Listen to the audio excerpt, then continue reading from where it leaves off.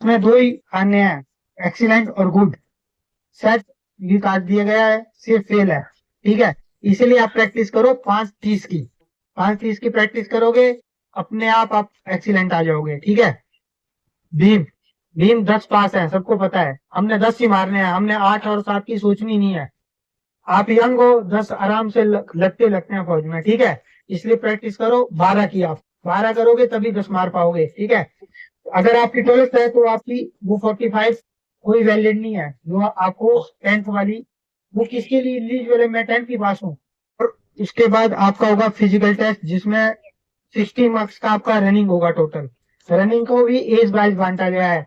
Running होगा 1.6 kilometre, जिसमें 18 to 35 minute 30 second दिए गए हैं, और 31 to 42 6 मिनट 15 सेकंड दिए गए हैं। जिससे पहले ग्राउंड में एंट्री होता है, एंट्री होते ही आपका डॉक्यूमेंटेशन चेक होगा। ठीक है, जो जो डॉक्यूमेंटेशन में एलिजिबल है उनको आगे भेजा जाएगा, जो डिस्क्वालिफाइड है उधर से ही वापसी कर दिया जाएगा। ठीक है, जैसे डॉक्यूमेंट चेक हुए उसके बाद आते ही आपका रनिंग के लिए आपको ले जाया जाएगा। ठीक है, रनिंग में 100 बंदे एक साथ भगा रहे हैं, जिसमें से पूरा टाइमिंग के अकॉर्डिंग जितने बंदे 5:30 में आ गया उसी को लिया जा रहा है, बाकी को रिजेक्ट किया जा रहा है। ठीक है, जैसे अभी रनिंग में आपने प्रैक्टिस की, आपको पता चल गया मेरे में कितनी कमी है, उस कमी को भी 7-8 दिन में उसमें दूर करो, थोड़ा प्रैक्टिस करो और ज्यादा, और उस दिन थोड़ा और जोश आता है, लगाना जोश उस टाइम। ठीक है, 5:30 टोटल टाइमिंग दिया गया है।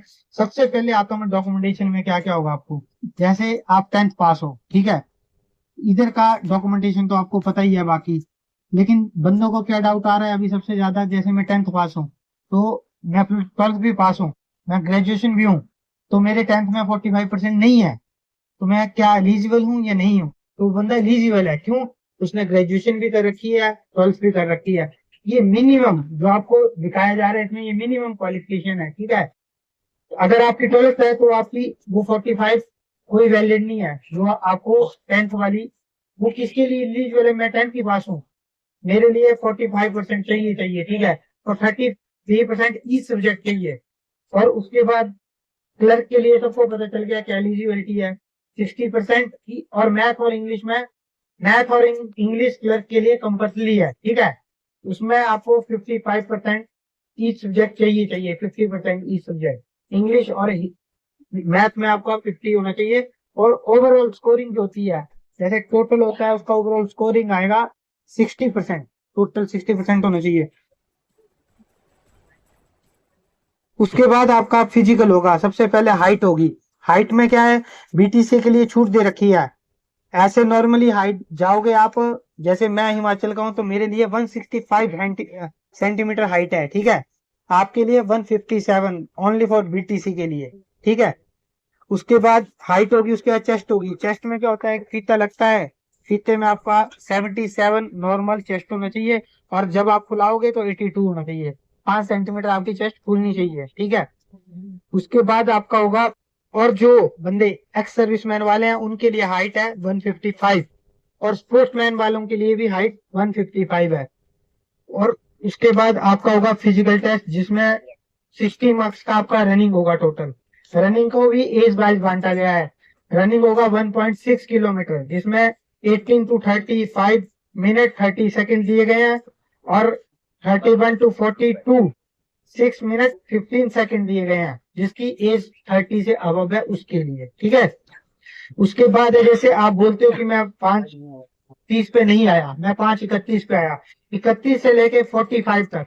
जैसे कुछ बंदे आए थे पीछे से आए, मैंने इनको बोला थोड़ी प्रैक्टिस करो। मैंने उनको इसलिए बोला क्योंकि वो बंदे अगर प्रैक्टिस करेंगे तो वो उनके 100 मार्क्स ग्राउंड में पूरे आएंगे, नहीं तो 100 नहीं आएंगे उनके। ठीक है, ग्राउंड में जितने मार्क्स लोगे उतना ही फायदा है।